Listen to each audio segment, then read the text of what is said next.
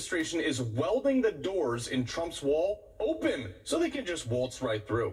And the cartel, they apparently now have a drone air force. We are not safe under Joe Biden anymore. All at 5. You know what? Before you go, we touched on that story too, the whole welding thing. Joe Biden is actually, in his regime, actually welding gates open to make sure that we can't stop illegal immigration into the United States. Just correct me if I'm wrong, because you've worn the uniform of this country. Isn't that the opposite of protecting the United States of America? Or securing our borders, which is a law that the president's to duly enforce. Hey, Chris, this is one of the things that at some point people are all going to wake up to this, and I think people like Mayor Eric Adams are already doing it. They're going to say, wait, hold on a sec here. None of these policies I bought off were sustainable. No kidding. Eric Adams, we'll have to tell him about all this when he gets back from Israel. Thank you, Carl. We'll see you in a few seconds. And Mark, anytime Democrats say we have a strategy at the border and it's working, hogwash. They are welding the actual gates to Trump's wall wide open. They're welding them open. They're not even leaving them open. They're welding them.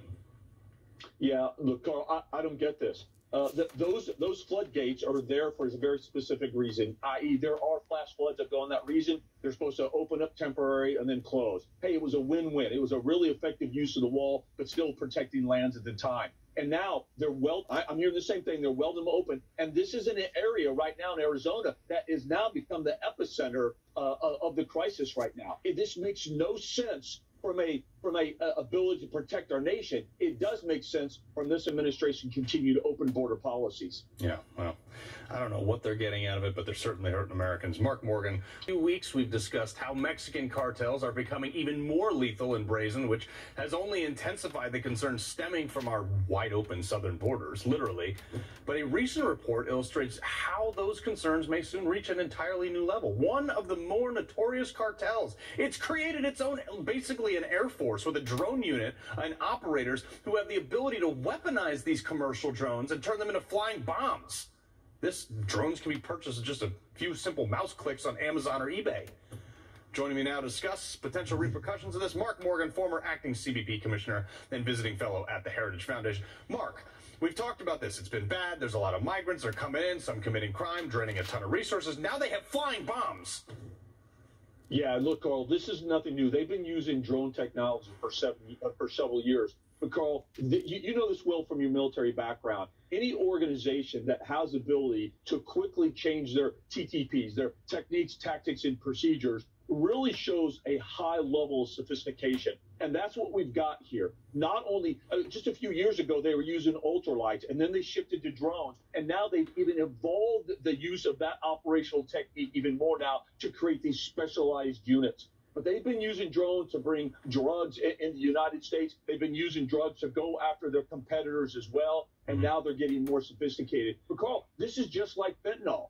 You know, it wasn't that long ago when fentanyl was coming directly from China and Mexico, the cartel said, hey, wait a minute, we can do better. Ship the precursors directly to us. They went forward with their own chemists and trained their own chemists so that now they're making their own fentanyl and synthetic drug pouring across the United States. This is just another example of how powerful and influential they are. Yeah, and we're doing nothing about it. But I want to go back to early July. Remember, you probably remember this, Ohio Senator J.D. Vance. He went on Meet the Press and spoke about these dangers. Look at this. I want to empower the President of the United States, whether that's a Democrat or Republican, to use the power of the U.S. military to go after these drug cartels. The Colombian drug cartels were so powerful that Colombia became a failed state. What about 3 years from now when the Mexican drug cartels are more powerful than the Mexican state itself? I remember when Trump said, hey, maybe we should consider using the military down there. Everybody lost their minds.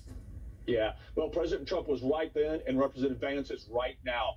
I spent 20 years in the FBI, Carl, and I can tell you for 40 years, we've been using the same traditional prosecutorial method and approach to go after the cartels, and it's failed miserably for 40 years. We can't go after the cartels like we did the mafia in the United States. We need to go after the cartels with the same level of commitment, resources, and tenacity that we do terrorist organization. And that includes, look, you know this well from your military. I'm not saying more tanks in there, but surgical precision, special operations, kinetic operations in Mexico. That's exactly what it's going to take, because Mexico, they just don't have the political will anymore. They don't have the capacity to actually defeat the cartels at this point. Hey, I mean, Mark, like, call me crazy. Maybe we should put tanks down there at the border, and when they launch a drone or attacks or fire at our drones or our men and women, maybe we should turn that site into a parking lot. I'm sorry, not sorry, but these are American lives at risk here. I want to